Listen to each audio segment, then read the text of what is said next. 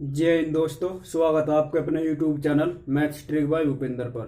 तो जो आज का अपना टॉपिक रहने वाला है वह है प्रकाश का परावर्तन। क्लास 10th के लिए है ये टॉपिक भाई।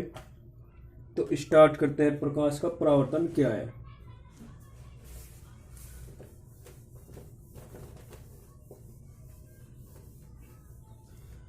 बड़े ध्यान से हम प्रकाश के परावर्तन को समझेंगे।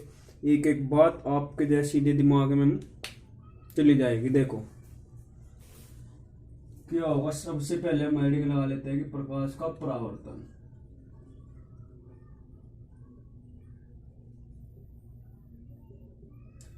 प्रकाश का परावर्तन क्या है। ये क्या है, कोई आपका परावर्तक पृष्ठ है या आप इसको चिकना तल भी कह सकते हो। और ये क्या है, आपका एक अभिलंब है। क्या है, एक आपका अभिलंब है। जब कोई प्रकाश की किरण इस परावर्तक पृष्ठ पर टकराती है तो वह परावर्तन के पश्चात वापस उसी माध्यम में लौट जाती है। दोबारा समझ लो डेफिनेशन। जब प्रकाश की किरण किसी परावर्तक तल से टकराती है तो परावर्तन के पश्चात वह उसी माध्यम में वापस लौट जाती है। अब जो ये किरण यहां से यहां आकर टकराई इसको हम कहेंगे आपतित किरण। क्या कहेंगे मेरे भाई? आपतित किरण। तो ये इस किरण को हम कहेंगे परावर्तित किरण। क्या कहेंगे? परावर्तित किरण। जो इसको हम कहेंगे अभिलंब या लंब। क्या कहेंगे? अभिलंब। जो अभिलंब और परावर्तक तल, जो अभिलंब और आपतित किरण के बीच कोण बनेगा उसको हम कहेंगे एंगल आई, मतलब आपतन कोण।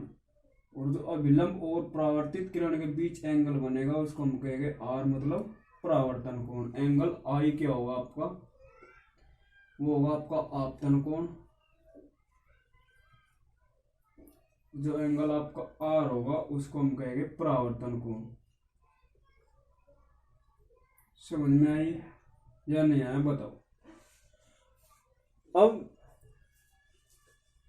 यहां पर परावर्तन, प्रकाश के परावर्तन के जो है दो नियम है। दो नियम कौन कौन से है वो देखोगे। पहला नियम लिखेंगे परावर्तित किरण, सॉरी आपतित किरण, परावर्तित किरण तथा अभिलंब तीनों एक ही तल में होते हैं। पहला नियम आपको क्लियर हो गया होगा। अब सेकंड, आपतन कोण परावर्तन कोण के बराबर होता है। आपतन कोण परावर्तन कोण के बराबर होता है। फॉर एग्जाम्पल आप यहाँ से जो आपको न्यूमेरिकल भी दे सकता है। क्या दे देगा कि आपको एक डायग्राम दे देगा ये वाला, और यहाँ से दे देगा और ये कह देगा कि ये एंगल है आपका 30 डिग्री। तो एंगल बताओ क्या होगा? ये भी एंगल क्या होगा? 30 डिग्री। क्यों? क्योंकि हमने कहा कि जब आपतन कोण परावर्तन कोण के बराबर है, जब हमें आपतन कोण 30 डिग्री दिया तो परावर्तन कोण भी कितना होगा? 30 डिग्री होगा। एक बात और आप लोग याद रखना, यदि मैं परावर्तक पृष्ठ पर या परावर्तक तल पर सीधा अभिलंब डाल दूं, ठीक है, तो यहाँ पर आपतन कोण कितना होगा? यहाँ पर आपतन कोण सीधी रेखा मान लो, सीधी रेखा हमने डाल दी तो यह टकराने के पश्चात क्या हो जाएगी? उल्टी चली जाएगी। तो यहाँ कोण कितने डिग्री का होगा? यहाँ कोण 0 डिग्री का होगा। कितने डिग्री का होगा? यहाँ पर कोण आपका 0 डिग्री का होगा। अब आपका नेक्स्ट टॉपिक है कि परावर्तन के प्रकार। परावर्तन के प्रकार क्या होंगे? परावर्तन के प्रकार आपके दो होते हैं। एक तो होता है आपका नियमित परावर्तन और एक होता है आपका अनियमित परावर्तन। तो सबसे पहले हम यहाँ पर नियमित परावर्तन को समझेंगे मेरे भाई। देखो फिजिक्स को समझना जरूरी है और जितना मैं बोलूँ उसको जो है आप लोग लिखते चलना। परावर्तन के प्रकार, परावर्तन के जो प्रकार होगा, पहला होगा नियमित परावर्तन।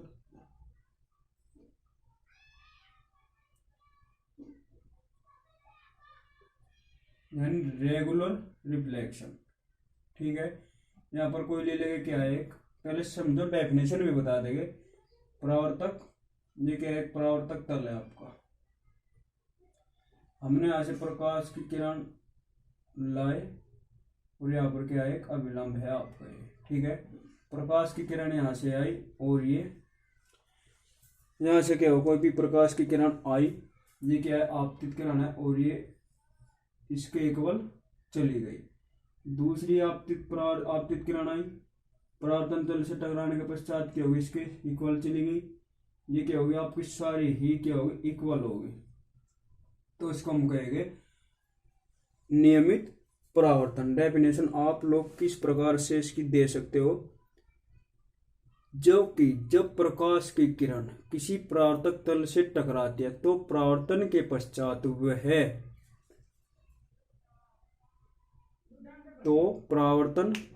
पश्चात वे किरणें एक दूसरे के समांतर हो जाती है। दोबारा डेफिनेशन सुन लो। जब प्रकाश की किरण किसी परावर्तक तल से टकराती है तो परावर्तन के पश्चात प्रकाश की किरणें समांतर हो जाती है। ये हो गया आपका नियमित परावर्तन। अब जो आपका सेकंड है वो क्या है, अनियमित परावर्तन। क्या है सेकंड, अनियमित परावर्तन। आपका अनियमित परावर्तन क्या होगा, ये कोई भी एक हम क्या ले लेंगे, एक परावर्तक पृष्ठ ले लेंगे। ये हमने ले लिया। यहाँ पर हम क्या करेंगे, एक अभिलंब खींच देंगे। जहाँ से कोई प्रकाश की किरण गई है, मतलब आपतित किरण, और ये इस साइड चली गई। कोई भी प्रकाश की किरण यहाँ से आई, ये इस साइड चली गई।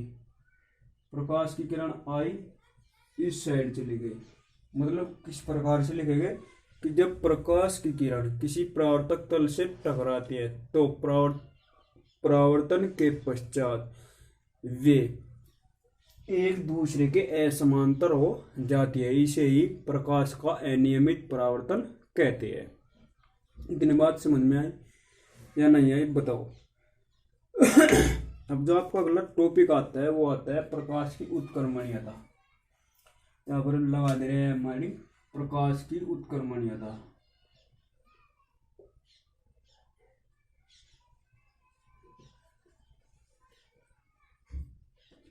प्रकाश की उत्क्रमणीयता क्या है ये समझो भाई। पहले देखो, सबसे पहले अपना काम क्या होगा, डायग्राम बनाएगा। ये क्या होगा, आपका परावर्तक पृष्ठ हो गया। यहाँ से हम क्या लेंगे, एक अभिलंब ले लेंगे।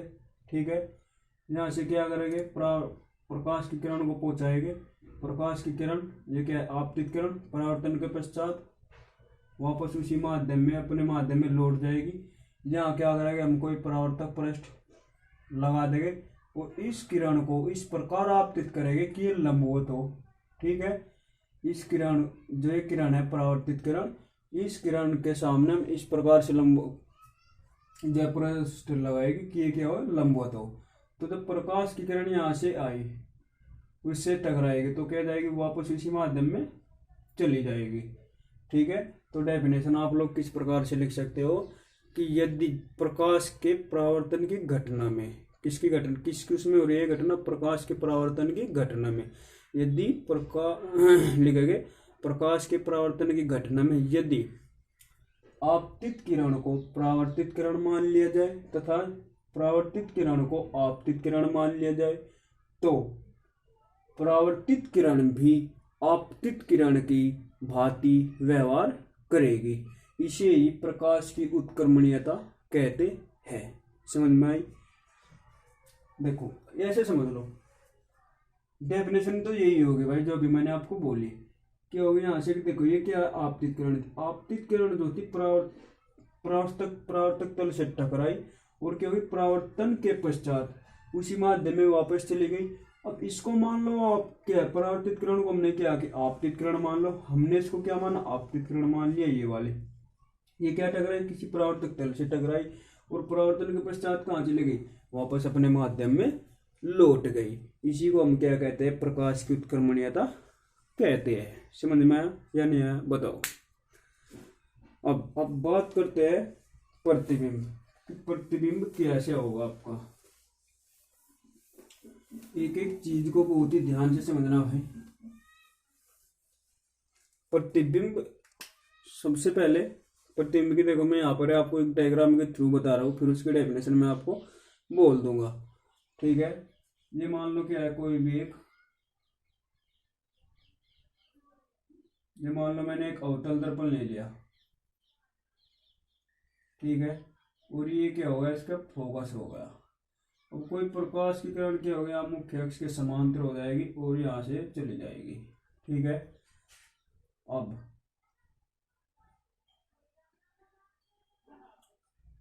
और कोई प्रकाश की किरण आएगी, यहाँ मान लो इसका क्या है, वक्रता केंद्र है, और यहाँ एक दूसरे को काट देगी। और जहाँ प्रतिबिंब बनाएगा, ये जहाँ एक दूसरे को काट रही है, वहाँ जो, जहाँ ये किरण एक दूसरे को काट रही, ठीक है, जहाँ ये किरण एक दूसरे को काट रही है, वहाँ क्या बना रही, प्रतिबिंब बना रही। ठीक है, तो डेफिनेशन आप लोग किस प्रकार से दे सकते हो, डेफिनेशन दे सकते हो कि वस्तु के किसी बिंदु से, डेफिनेशन लिखो साथ साथ, वस्तु के किसी बिंदु से चलने वाले प्रकाश किरणें परावर्तन या अपवर्तन के पश्चात जिस बिंदु पर काटती है उसे उस बिंदु का प्रतिबिंब कहते हैं। देखो ये कंडीशन आपको आगे पढ़ाऊंगा मैं, तब आएगी। ठीक है, तो किस प्रकार से लिख सकते हो कि वस्तु से चलने वाली प्रकाश की किरण परावर्तन या अपवर्तन के पश्चात जिस बिंदु पर काटती है उसे प्रकाश प्रतिबिंब कहते हैं। ठीक है, प्रतिबिंब आपके क्या होते हैं, दो प्रकार के होते हैं। प्रतिबिंब क्या होते हैं आपके, दो प्रकार के होते हैं। नंबर एक होता है आपका वास्तविक प्रतिबिंब,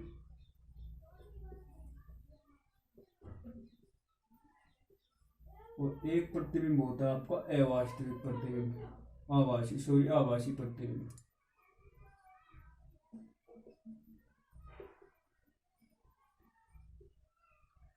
जो आपका रियल इमेज है, जो आपका वास्तविक प्रतिबिंब है, उसे हम पर्दे पर प्राप्त कर सकते हैं। उसको हम किस पर प्राप्त कर सकते हैं, पर्दे पर प्राप्त कर सकते हैं। और जो आपका आभासी प्रतिबिंब है उसको हम पर्दे पर प्राप्त नहीं कर सकते।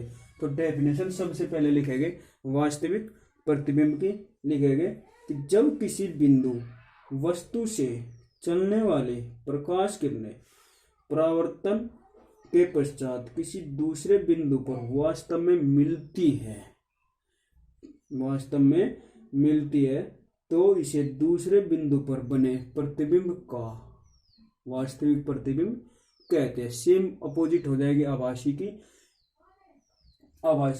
कि जब किसी बिंदु वस्तु से चलने वाली प्रकाश किरण दूसरे बिंदु पर वास्तव में नहीं मिलती है, उसको हम क्या कहते हैं, आभासी प्रतिबिंब कहते हैं। ठीक है जी, अब बात करते हैं दर्पण की। किसकी बात करते हैं, दर्पण की। अब दर्पण के बारे में समझ लो क्या होगा। दर्पण क्या होगा, कोई भी हमें क्या लेंगे, कांच का खोखला गोला लेंगे, और अगर उसको मैं दो भाग बराबर, उसको अगर मैं बीच में दो भागों से मैं काट दूं और उस पर क्या कर दूं, कलाई करा दूं, क्या करा दूं, कलाई करा दूं, तो वहां से कितने प्रकार के दर्पण अपने मिलेंगे, दो प्रकार के। नंबर एक कौन कौन से, एक तो मिलेगा अवतल दर्पण और दूसरा मिलेगा आपका उत्तल दर्पण। कैसे मिलेगा, उत्तल दर्पण। जो आपका अवतल दर्पण होगा वो कैसा होगा, वो आपका इस प्रकार का होगा, मतलब जिसका परावर्तक पृष्ठ बाहर की तरफ हो, और जिसका परावर्तक पृष्ठ क्या अंदर की ओर, उसको हम क्या कहेंगे, उत्तल दर्पण कहेंगे। क्या कहेंगे, उत्तल दर्पण कहेंगे। अब डेफिनेशन किस प्रकार से लिखेंगे डेफिनेशन कि यदि किसी चिकने पारदर्शी माध्यम तल के एक पृष्ठ पर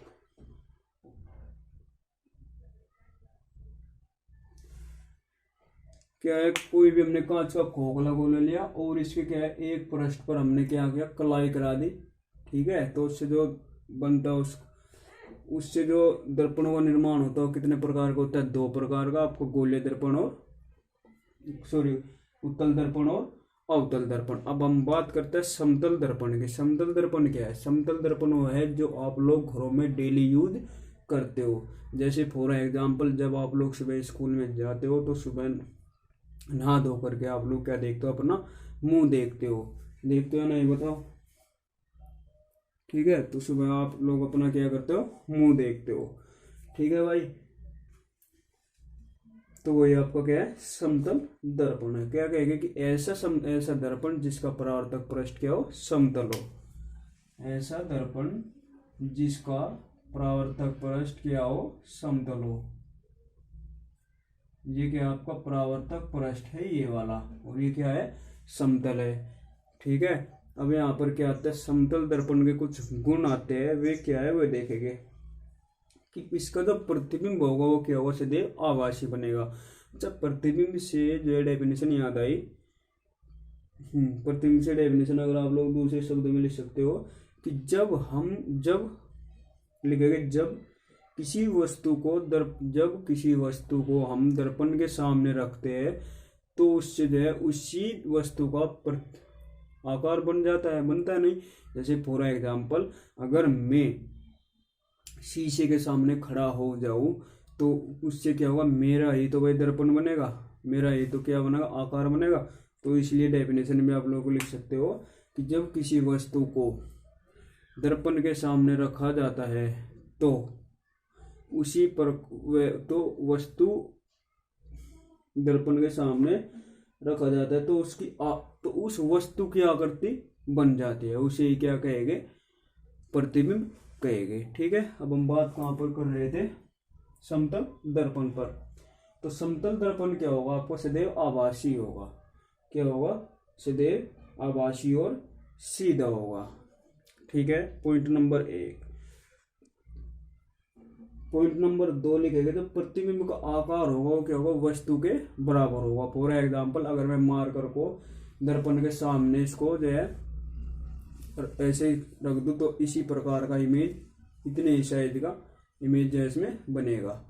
ठीक है, अगर कोई व्यक्ति मान लो 60 मीटर का है और उसको जो अपना प्रतिबिंब देखना है तो उसको हाइट कितनी होगी? उसकी हाइट होगी h/2, मतलब 30 सेंटीमीटर। ठीक है, सेकंड पॉइंट लिखेंगे